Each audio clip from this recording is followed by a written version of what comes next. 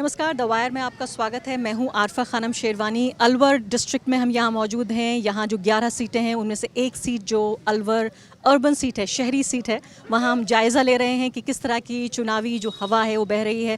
अलवर एक बहुत ही महत्वपूर्ण एक तरह से एक ज़िला है ये, और यहाँ पर ख़ासकर चूँकि बीजेपी के सिटिंग एमएलए हैं, तो यहाँ हमारे साथ इस वक्त अजय अग्रवाल मौजूद हैं, कांग्रेस पार्टी के जो कैंडिडेट हैं यहाँ से। और यहाँ ये दलित बस्ती है, यहाँ पर लोगों से मुलाकात करने के लिए आए हुए हैं अजय जी, और हमने यहीं उनके समर्थकों के बीच ही सोचा उनसे बातचीत की जाए। अजय जी, ये तो बहुत मुश्किल की घड़ी लग रही है आपके लिए राजस्थान में। हर ओर ये लग रहा है कि अब दोबारा वापसी नहीं होगी गहलोत सरकार की। 100% वापसी होगी गहलोत सरकार की। 100% वापसी होगी। राजस्थान के यशस्वी मुख्यमंत्री अशोक गहलोत जी की जो क्रांतिकारी योजना है, बच्चा जब से घर में जन्म लेता है, जब से मरण तक की सारी स्कीमें हैं, जिस तरह की जन कल्याणकारी योजना है, जिस तरह की मेघावी योजनाएं राजस्थान सरकार की हैं, उसके चलते हुए जनता ने राजस्थान के मानस बना लिया है कि भारी बहुमत से अशोक गहलोत जी को चौथी बार राजस्थान का मुख्यमंत्री बनाना है। लेकिन प्रधानमंत्री ने कल बयान दिया, जिसके बाद से दिल्ली की पूरी मीडिया में हवा इस बात की है कि ये पूरा चुनाव जिसे कहते हैं पोलराइज्ड या ध्रुवीकरण हो गया है। उन्होंने कन्हैया लाल का मुद्दा उठा दिया। एक तरह से पार्टी काडर को ये संदेश हो गया कि अब कैसे चुनाव लड़ना है। शहर का ये जो चुनाव है, ये राजस्थान की जनता का चुनाव है, शहर के जनमानस का चुनाव है, शहर के मोहल्ले का चुनाव है। ये चुनाव कोई प्रधानमंत्री जी का चुनाव नहीं है, ये कोई रीति नीति का चुनाव नहीं है, ये कोई नथुराम और फलाना राम का चुनाव नहीं है। प्रधानमंत्री जी, इनको सिर्फ मार्केटिंग करना आता है।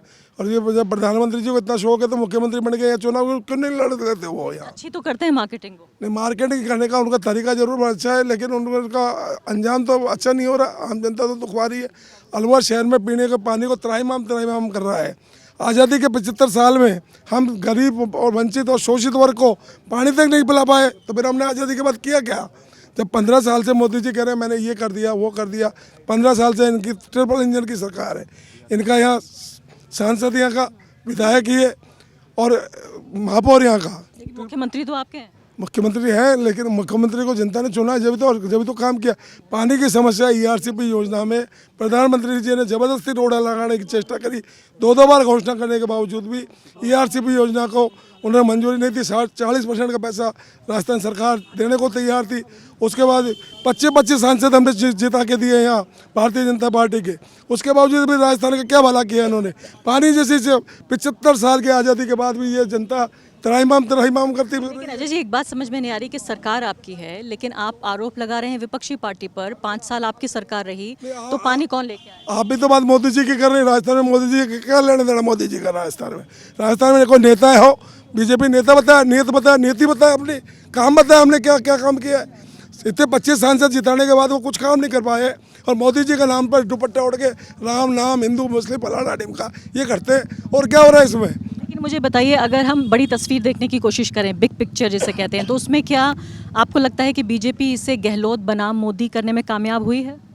गहलोत जी का तो कोई मोदी जी मुकाबला ही नहीं कर पा रहे। गहलोत जी की जितनी यशस्वी योजना है, जिस तरह की कल्याणकारी योजना है, आम गरीब को गणेश मानकर आम गरीब को गणेश मानकर जो सेवा कर रहे हैं गहलोत साहब, उसके आगे देखना हम 140 से 150 सीट जीत के आएंगे। भारी बहुमत के साथ चौथी बार राजस्थान में सरकार बनेगी। मैं आपसे दो मुद्दों पे बातचीत करना चाहती हूँ। पहले मुद्दा है सांप्रदायिकता को लेकर, फिर उसके बाद चूंकि आप दलित बस्ती में यहाँ मौजूद हैं, दलितों की बड़ी तादाद भी है यहाँ पर राजस्थान में, उस पर भी मैं ज़रूर बात करूँगी। लेकिन एक आरोप ये लगता रहा है राजस्थान की गहलोत सरकार पर कि लगातार आप सांप्रदायिकता से टक्कर लेने में नाकाम रहे हैं। भाजपा में, मैं सवाल पूरा कर लेती हूँ, भाजपा ने कोशिश की है कि इस चुनाव को सांप्रदायिक बनाया जाए, राजस्थान में सांप्रदायिकता फैलाई जाए, लेकिन गहलोत सरकार उसको नियंत्रण करने में कामयाब नहीं रही। देखिए, यहाँ राजस्थान गंगा जमुना तहजीब का राजस्थान है, और राजस्थान की जनता सब जानती है। राजस्थान में 36 कौम के लोग रहते हैं, सब लोग मिलजुल कर रहते हैं। सिर्फ जो लोग राजनीति करते हैं, चूँकि राजनीति मेरा पैसा नहीं है, राजनीति मेरा पैशन नहीं है, राजनीति में हम अच्छे लोग नहीं आएंगे जब तक बुरे लोगों को विदाई कैसे करेंगे? हम लोग इस संस्कार के साथ इस चुनाव को लड़ रहे हैं। लेकिन इनके पास, बीजेपी के पास सिर्फ राजनीति में यह हिंदू मुस्लिम, यह पट्टा, हरा पट्टा, नीला पट्टा, राम मंदिर, और ये मैं नहीं कह रहा भाई रखो, आप अपने कार्यक्रम भी रखो, लेकिन दूसरे लोगों को तिरस्कृत क्यों कर रहे हो? आप किस बात के लिए कर रहे हो? हिंदुस्तान में आज उनका भी तो हिस्सा है। जब आज़ादी का जंग जीता था, जब ही कहते थे पाकिस्तान में रहो आप, और पाकिस्तान में रहते। मैं ये नहीं कह रहा, मैं तो ये कह रहा हूँ ये एक मोदी जी वैसे तो कहते हैं 1,40,00,000 140 करोड़ के देशवासी का मैं वो हूँ। क्या आजकल तो नया फंडा ले लिया उन्होंने। ना उन्होंने एक नया नाम और कह दिया। नहीं, मैं सेवा वक्त क्या एक नया प्रधान सेवक हूँ। 1,40,00,000 के प्रधान 140 करोड़ का प्रधान सेवक हूँ। तो वो प्रधान सेवक हो, उन लोगों के जब बात चलती है कट्टरवादी की, हिंदुत्व की, फलाना की, ढिमका की, क्यों करते हैं ये बातें? मुझे ईमानदारी से एक बात बताइए, आपको लगता है कि विभाजन करने में कामयाब रही है बीजेपी? मैं ये पूछ रही हूँ आपसे, समाज में। देखो, मैं बड़े लोगों के बीच में चक्कर नहीं मारता। मैं तो छोटा सा जमीनी कार्यकर्ता हूँ। मैं तो अपने गरीब लोगों को खड़े संभाल कर इनकी सेवा करने के लिए आया हूँ। मैं मोदी के चक्कर में न पड़ रहा, ना मैं अशोक गहलोत जी के लेकिन मेरे सवाल का कोई जवाब तो होगा आपके पास। मेरे पास इन बातों का जवाब यूँ नहीं है, क्योंकि मैं उनके टक्कर का नेता जिस दिन बढ़ूंगा उस दिन उनको जवाब दूंगा।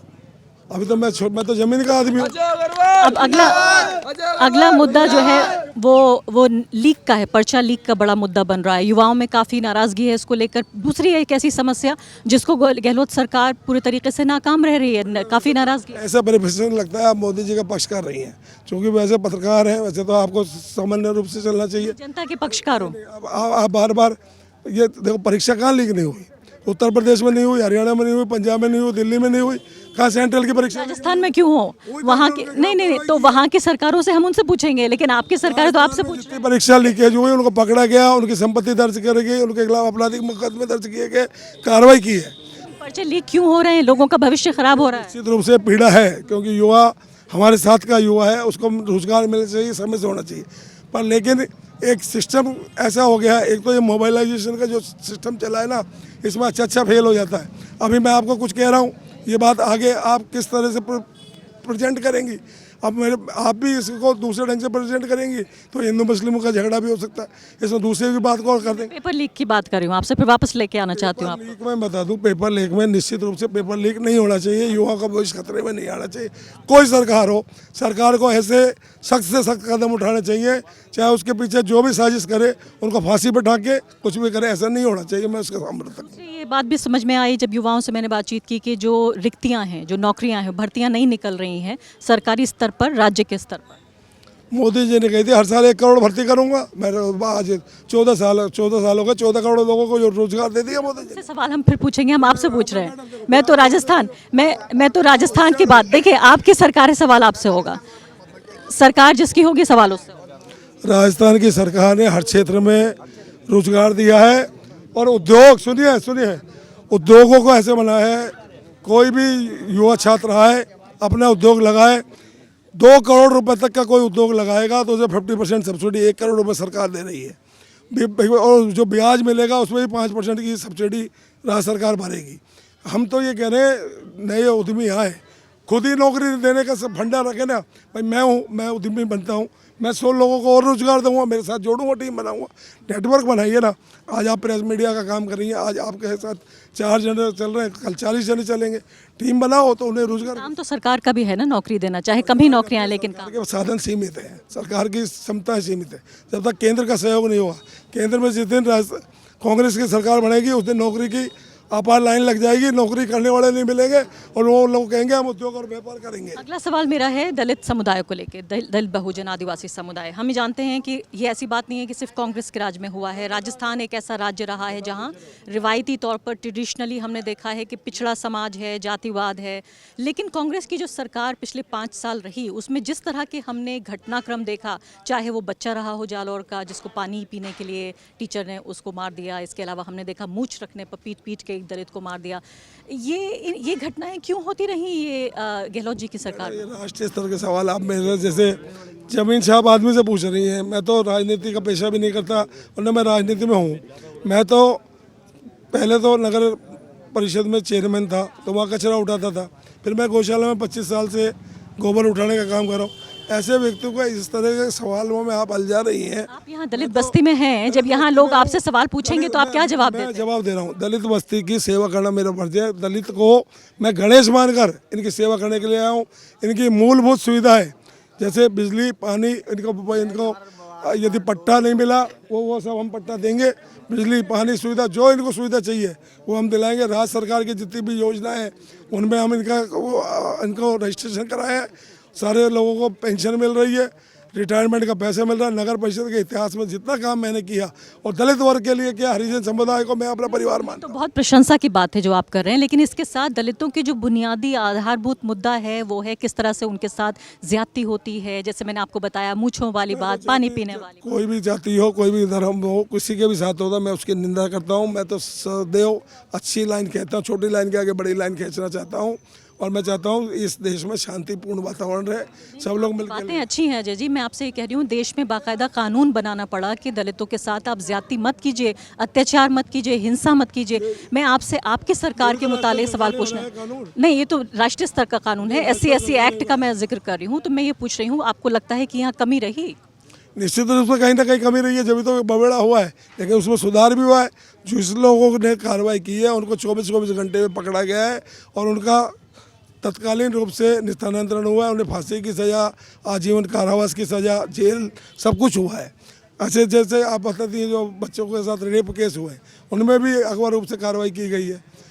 ये जब क्राइम, तो जब जनता जितनी बड़ी है उस हिसाब के उस रेशो से क्राइम का भी कुछ परसेंट तो बढ़ा ही है, लेकिन उसमें रुकना चाहिए। निश्चित रूप से ये बात सही है। ये बात आपकी अच्छी नहीं लगी कि एक ही आदमी तो है, ये नहीं अच्छा लगा कि इतनी बड़ी आबादी है तो इतना छोटी मोटी घटनाएं हो जाए। नहीं, मैं ये नहीं कह रहा, नहीं, मैं मेरे आप बात नहीं समझ, मैं ये कह रहा हूँ इतना बड़ा अब 140 करोड़ का देश है, इसमें ये घटनाएं होती रहे।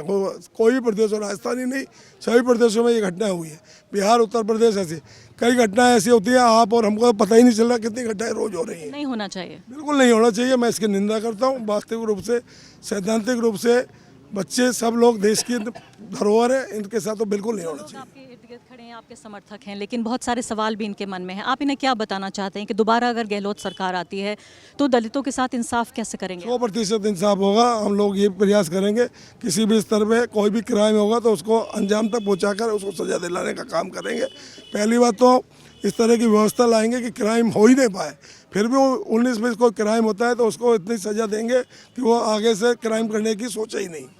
बहुत बहुत शुक्रिया आपका जय जी, आपने समय दिया हमें, शुक्रिया। अलवर में आप पधारी, महाराजा बर्तरी की धरती और प्यार का, और ये अलवर शहर है, ए डदो लवर, प्यार करने वालों का शहर है। आपका स्वागत, अभिनंदन।